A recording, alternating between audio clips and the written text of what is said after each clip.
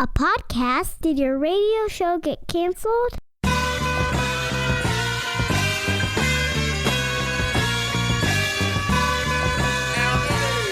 Fire.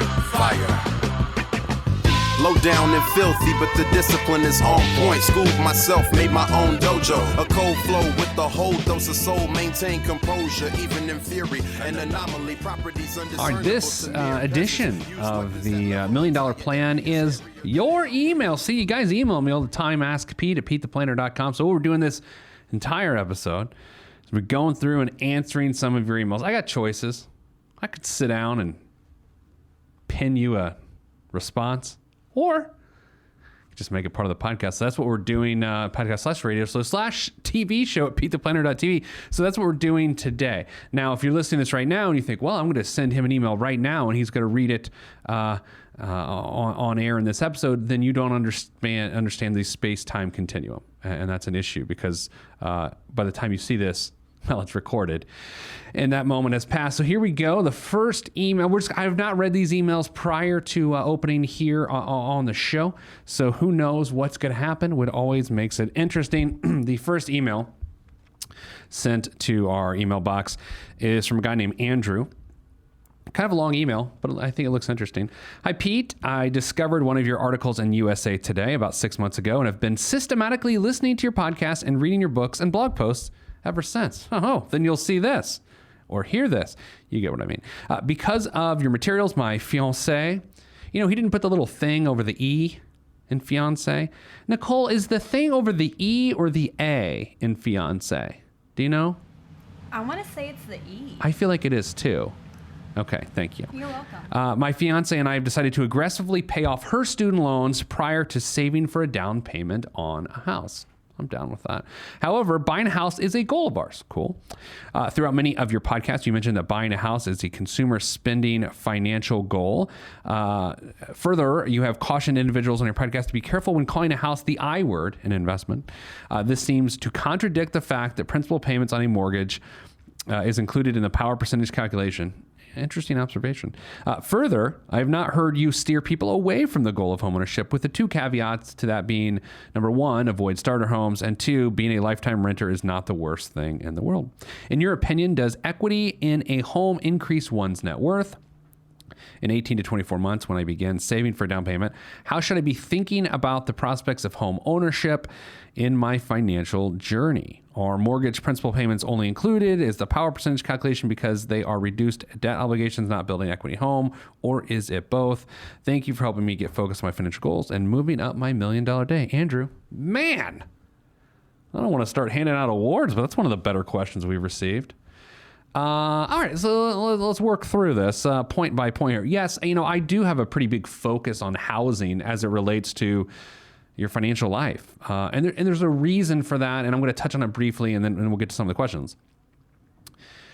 Some people can make brilliant housing decisions, and when they do that, they either happen to buy a property in a not-so-hot area that then gets hot, and they make a lot of money, or when they finance a consumer purchase, which happens to build equity, and retain equity, they finance it in an intelligent way, which in my opinion means either A, a 15-year mortgage, or B, a 30-year mortgage in which you either A, pay more, or B, subtitle B, we're really down the outline chart here, is that you pay the 30-year mortgage and then invest the difference, like in the market, the stock market, between the 15 and 30-year payments. That got confusing, didn't it?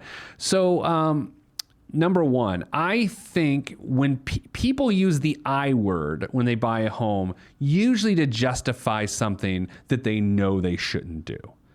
Okay, so now if you're doing an investment property, that's one thing, right? If you say, well, for instance, I have a rental property, which I consider an investment. Or if you flip homes, that's an investment. If you plan on living a place for just a few years because you know that market and you know that particular house, home value will increase over time, arguably that's an investment. But when I hear people say investment about housing, it's, again, usually in this thing of, it may not be the best decision, but if I call it an investment, it'll be a good decision. So you don't want to do that.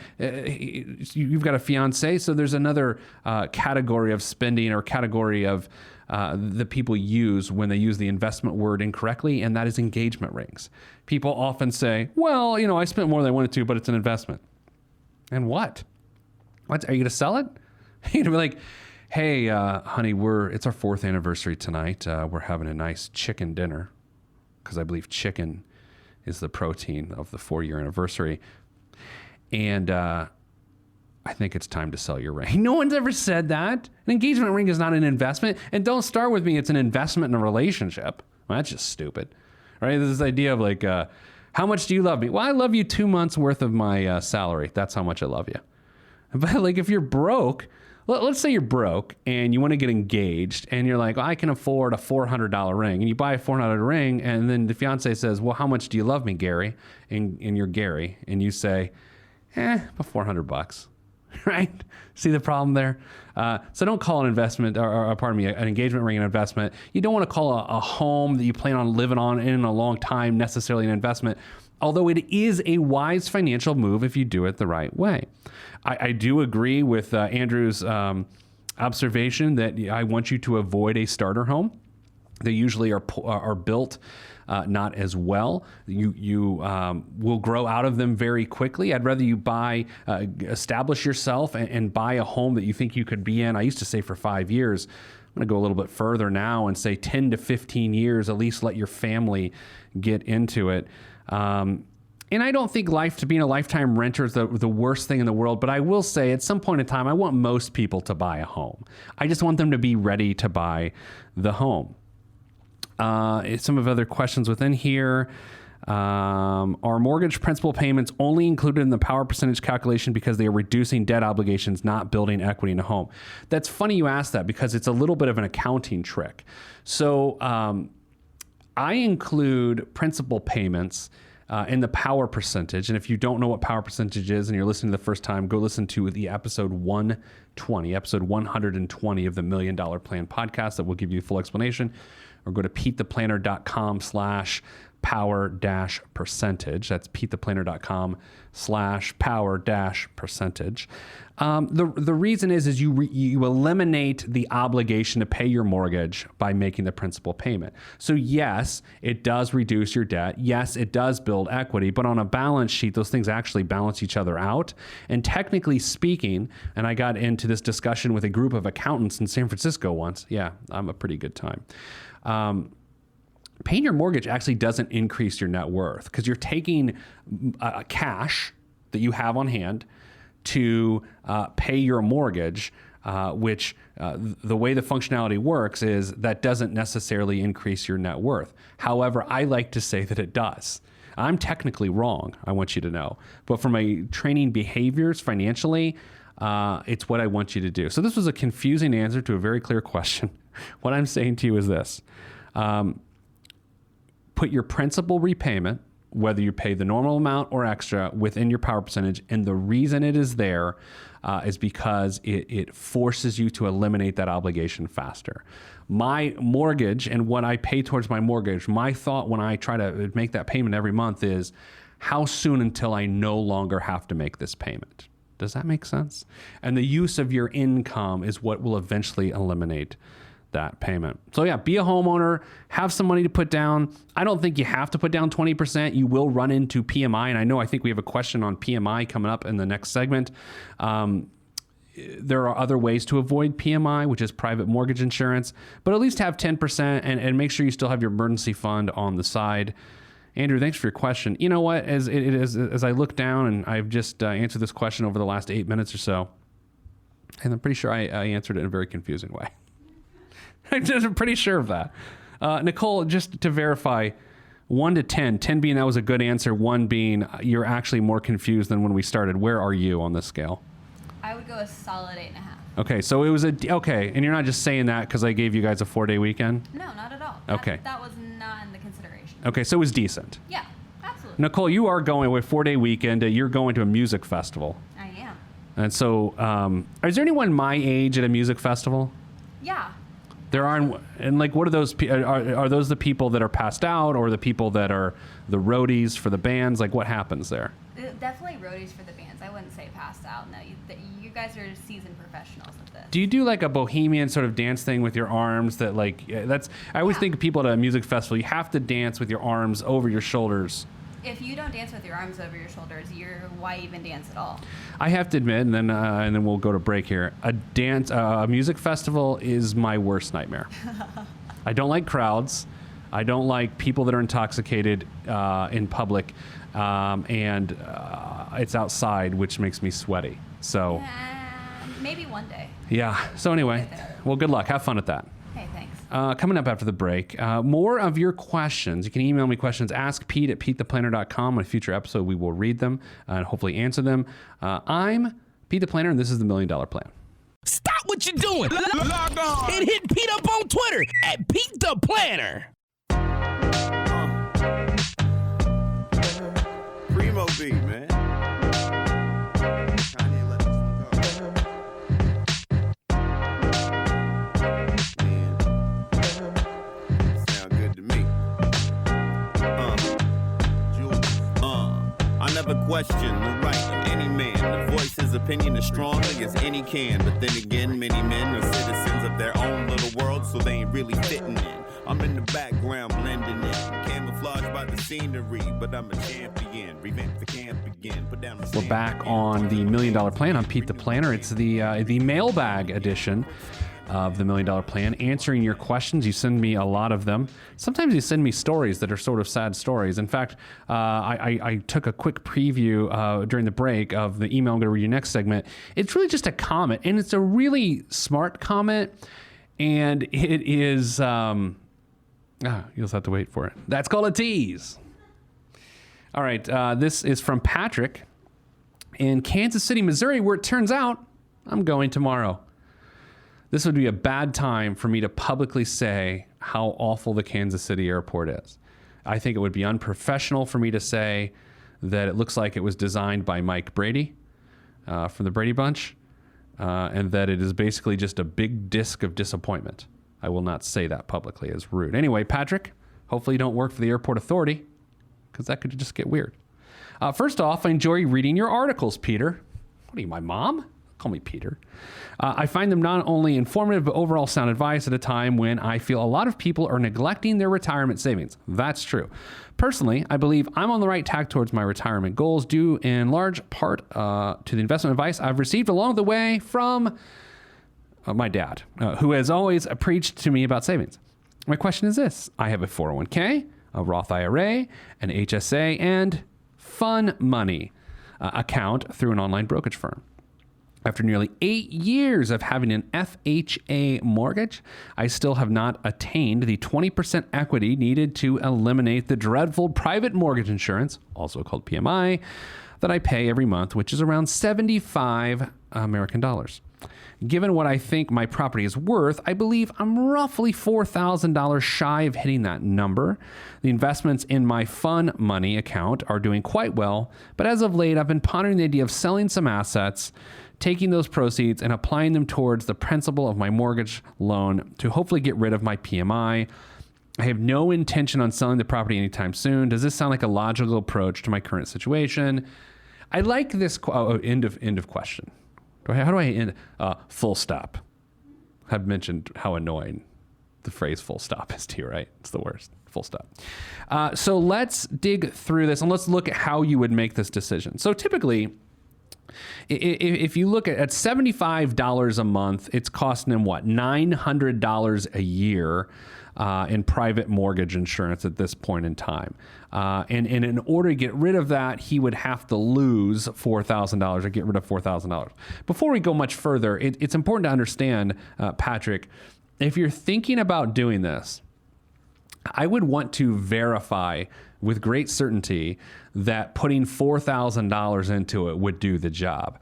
I think typically you have to get the property reappraised and the PMI coverage recast. And when you do that, it doesn't always turn out the way you think. Like you say,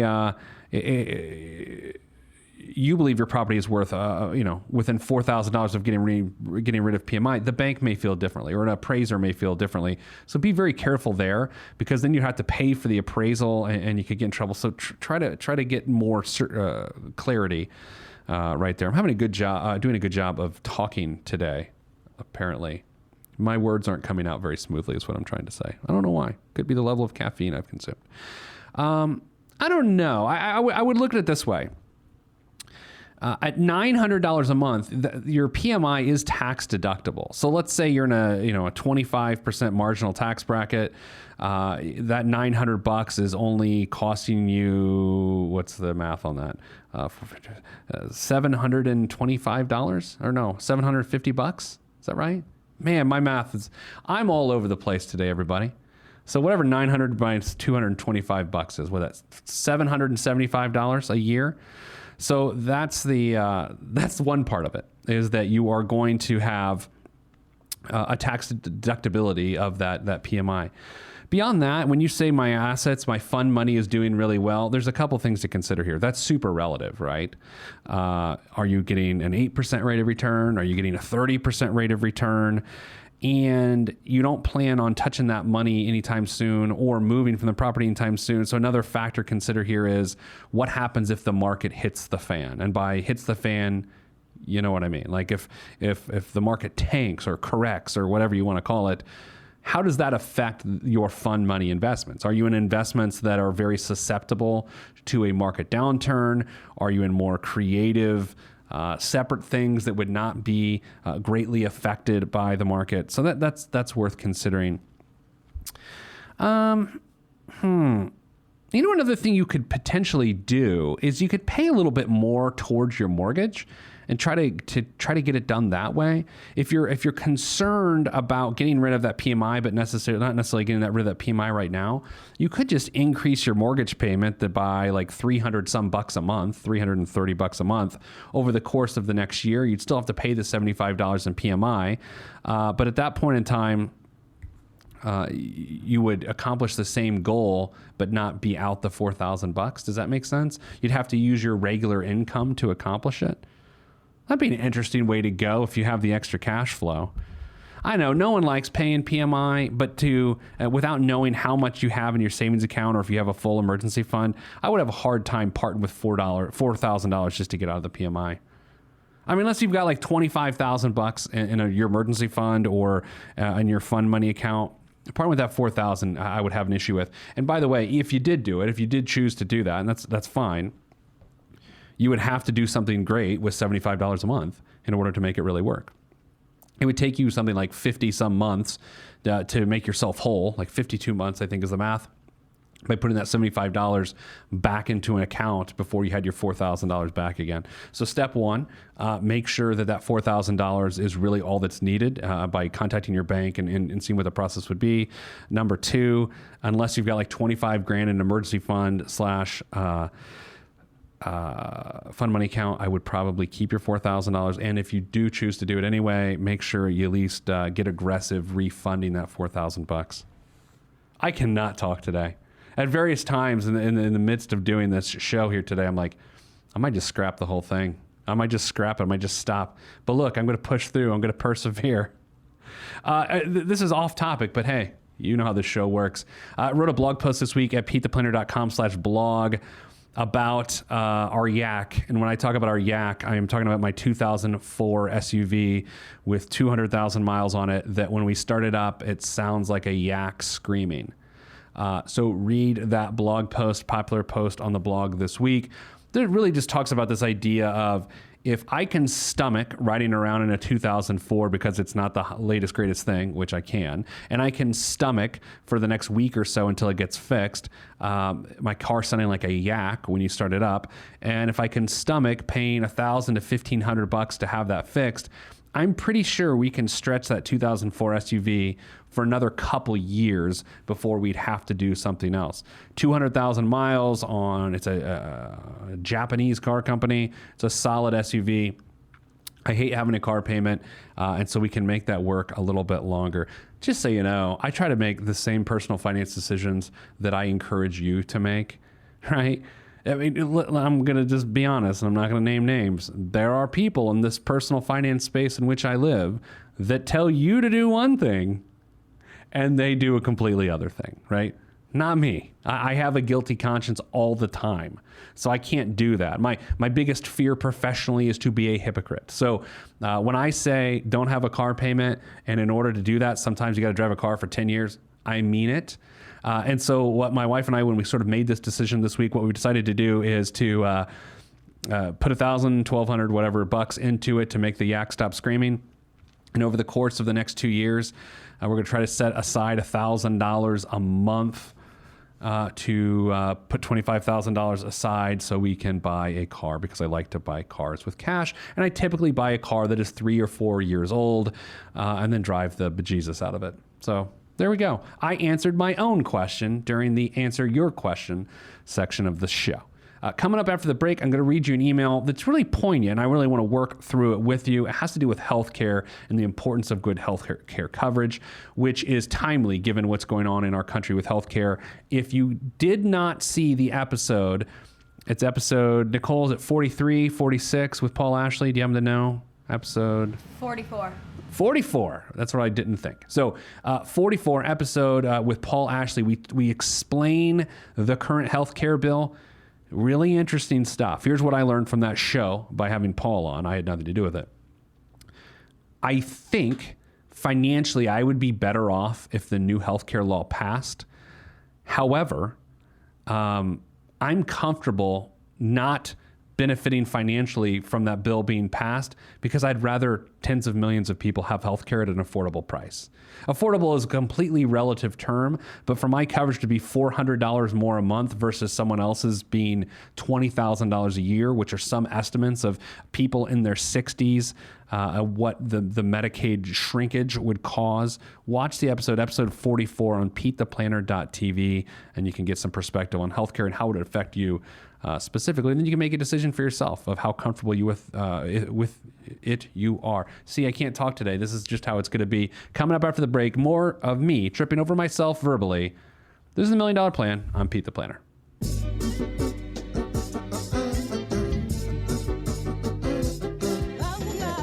Yeah. Axe hand on the beat. Yes, sir. Glass House. Yes, sir.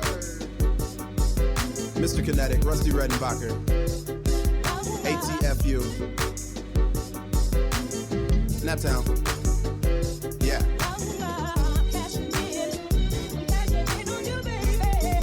Peace to Fetty and Fredo. Helicopter choppers. Yeah, y'all ain't hip yet. Cashing in like the end of the game at the casino. I lean so the glare of the rear view don't hit me. Swiftly through the avenues and boulevards, old soul playing on my speakers, old soul but young and age a boss player. Not from the Himalayas, but my fam gave me Gary, Indiana game. Grew up around the country, but the mindset was there. Ain't I won't complain about a damn thing on this beat. Axe hand got it slapping, Glass House keep it funky. Word to the jams, drums clicking, clapping. Back on the $1 Million Plan on Pete the Planner. It's Mailbag edition. We do this every month and a half or so. So if you want to email me, do it. But wait until you're not driving.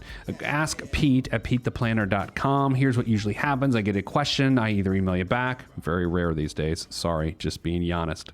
Or we do it on the show. Or I might even answer it in my USA Today column. So this one is from Ellen. Regarding your recent column on 3 favorite financial products, you mentioned HSAs as the third favorite financial product. I fail to understand why financial planners do not promote health insurance as the number one priority for financial security. There was a lot of fuss about people who don't need insurance being required to purchase it under Obamacare. When you have a spouse diagnosed with stage 4 cancer at 45, you realize not only the cost involved in treating this, but also the number of people the same age or younger in the same situation. For some reason, people understand the need for auto and homeowners insurance, but not health insurance. If we're all able to predict when we would need any of the things, life would be wonderful. You know, this is a fascinating email to me. She's exactly right. Health care coverage, and especially since it's sort of the big buzz in our country today, I think people underestimate the value of it, especially healthy people who are doing okay financially. And I would also say when we look at decisions being made for others by our government officials, oftentimes they'll say, well, just stay healthy and you'll be fine. Or this is an incentive to take care of yourself. And I know it's set up that way. And I know since I'm currently healthier, I feel like my coverage should be potentially a little bit cheaper than a person that is not as healthy as I am, which is you get into risk pools and all those sorts of things. But the reality is my health could turn on a dime. My health could turn on a complete dime. And in that moment, there's nothing I could do about it. Like if I get cancer tomorrow, did I do something bad to not take care of myself and now I deserve to ruin my financial life? I don't know. She asked an important question and she raises an important points. I'll just say what I'm doing personally in relation to this. When I talk about a health savings account being a good financial product, what I mean by that is I know that I will not always be as healthy as I am today.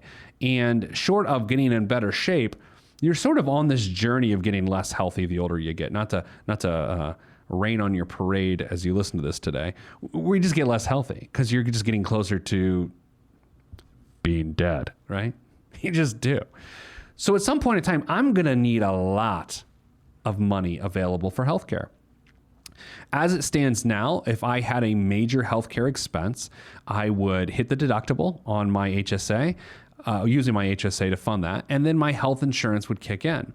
Okay, so that's good, but what I don't want to do is to be so short-sighted that I don't realize that just because I'm good now, I won't be good later, which is exactly why I consistently max out my HSA, because I want a big pool of money in there. So when I retire and potentially my expenses are different than they are now, and my health is different than it is now, that I have the means to pay for it without compromising my retirement money to pay for healthcare, because I can more efficiently pay for healthcare using the HSA than using my 401k or Roth IRA or whatever else I'm using. So I completely agree with Ellen. Now, I will not say I think health insurance is everyone's number one financial priority, but I do agree with her that it's completely undervalued. Interesting perspective. Now, I had a conversation this week with a friend, and we started talking about life insurance, and she said, what responsibility do you feel to leave money to your adult children? And we've talked about this on the show before, but I just thought it was interesting. And she felt pressure, for no particular reason, but felt pressure to make sure that when she passed away, when her children were grown, that they would get something to remember her by. And I think that's interesting. And here's what I'm not going to do. If you feel one particular way, I'm not going to say you're wrong, because it's none of my business. If you want to leave money to your adult children for whatever reason and to do whatever they want with it, that's completely on you. All I can do is give you my perspective and give you my rationale. When my kids are out of the house, based on how we've built sort of our financial lives, I don't necessarily need life insurance at that point in time, because I will have built the amount of money, the amount of wealth or assets or whatever you want to call it, to be somewhat self-insured, so that when my kids are in the house, if something happens to me, we're good either way, right? My wife is fine because she will have money, because we are saving money very aggressively right now. Now, when my kids are 25, 30 years old, 22 years old, I don't feel the need to make decisions within my financial plan to provide for them, to set them up. The way I'm choosing to set them up is to show them how to do this. I think I'm going to trivialize it by oversimplifying it here for a second.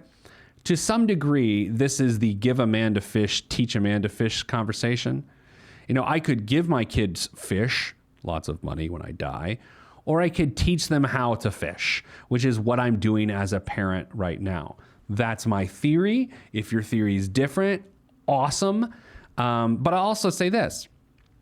If my parents left me money right now, if they were to pass away, great, but I wouldn't expect it. And if they didn't, I wouldn't care at all, right? I wouldn't feel like, how dare they live on this earth and then die and not leave me something. No, they've left me plenty, right? I mean, they've helped develop me as the person I am, good or bad, right? And so that's sort of my promise to my kids. You know, if you look at some of the wealthy, the great wealthy people of this country, the Warren Buffetts of the world, who's everyone's sort of icon of wealth, they hold a similar viewpoint that you don't necessarily need to set your future generations up with millions and millions and millions of dollars, that the goal really is to show people how to be independent on their own. Now, lots of people disagree with me. Lots of super smart people disagree with me on this. I'm just going to ask you to ask yourself the question, what do you want? I assume you're an adult listening to this show. We're not big in the 10 and under demo, probably because of mild profanity that I sometimes use. But ask yourself, what do you want? And how does that affect the type of life insurance you have? How does it affect your plans? I'm going to pay for my kids' college education. I'm going to give them a nice childhood. Yeah, they'll probably have to deal with some therapy at some point in time. But beyond that, I'm down. I'm out. I'm good. You know what? I will encourage you. I'll send you a Hallmark card every once in a while when times get tough. But beyond that, I think our relationship here financially is done. Now, does that make me a bad person? Yeah, probably. You know what makes me a bad person, though, is when I'm in an elevator lobby and there's a person like 25 feet behind me and I aggressively press the closed door button. That's what makes me a bad person, not leaving money to my kids. Coming up after the break, we're going to do the biggest waste of money of the week, and I think we got time for a news story as well. This is the $1 Million Plan, and I'm Pete the Planner.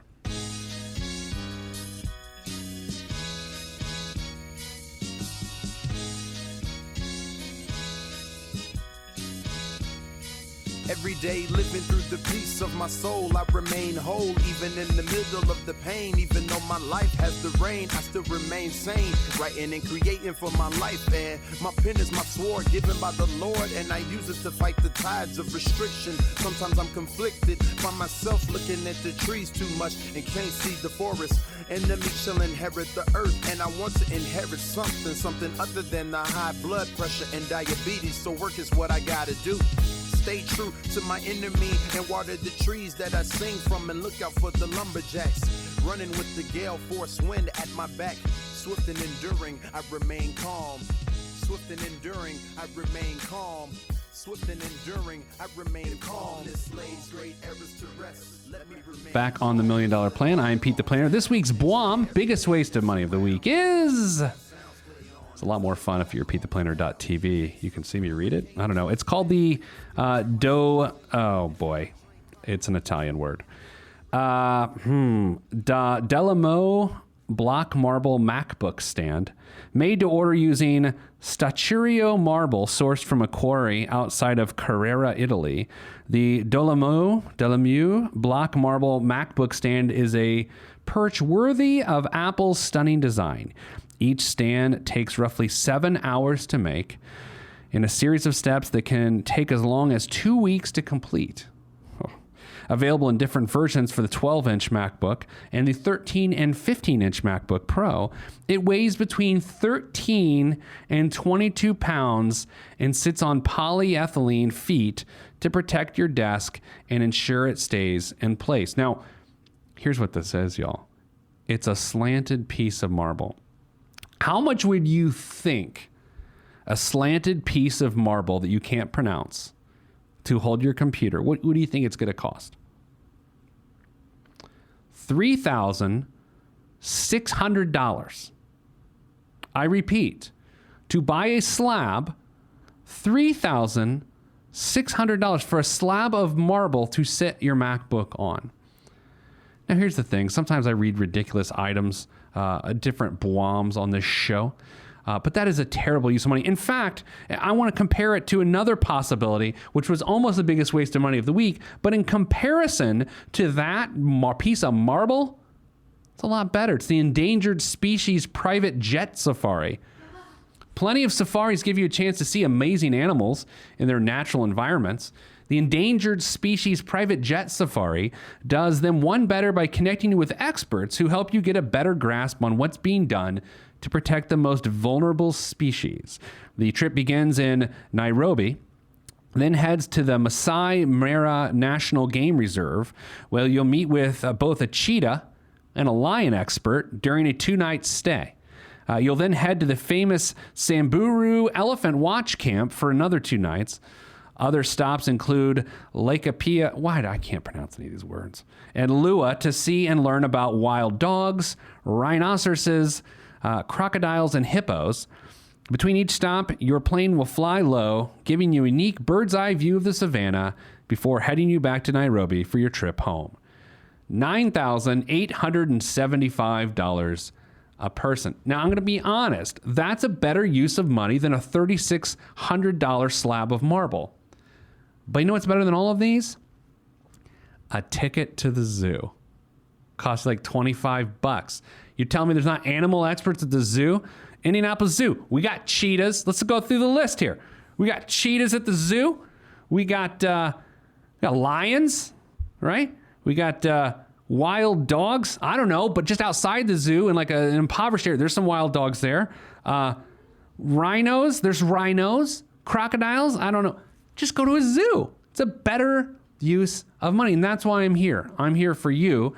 Go to askpete@PeteThePlanner.com if you have a question. If you want to be on our podcast in which I fix specific areas of your financial life, hopefully it'll be an episode in which I can talk that day, which makes it easier when you're in the media and you're broadcasting that the words set in a particular order matter.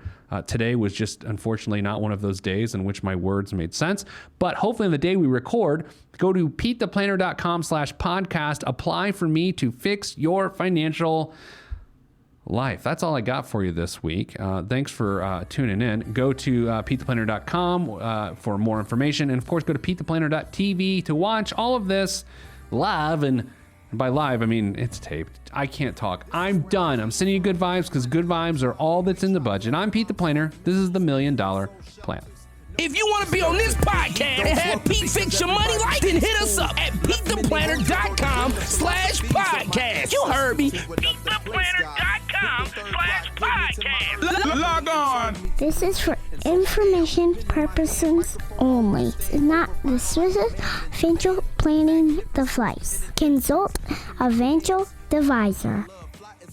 Released from Everest, the fresh is fresh, and you can call me E.T. Word to John Tesh. Let me bless this harmonic presentation. It's amazing, so amazing. I'm the reason. Salutations, I bring you love, drawing greetings from a faraway land. I am the sole controller. Put the remote down and let me take control. You're now a part of my zone, so enjoy yourself. Love-Tron can restore your health. I bring you greetings, salutations. How you doing? And is that how y'all say it? The tinkling of the keys is an homage to the little star. I sojourn over poetic descriptions of sound and travel to my other world. Out of this world, spaceship on my arm took me home, fueled by the ink and the megabytes and the hypertext transfer protocol, stronger than the Skynet and the Terminator. I push faders into warp speed, glide with ease, creating a breeze they call a black hole. Event horizon, no rear view concerns. This I adjourn, and beats I burn. This I adjourn, and beats I burn. Salutations, I bring you love-tron greetings from a faraway land. I am the sole controller. Put the remote down and let me take control. You're now a part of my zone, so enjoy yourself. Love-tron can restore your health. I bring you greetings, salutations. How you doing? And is that how y'all say it?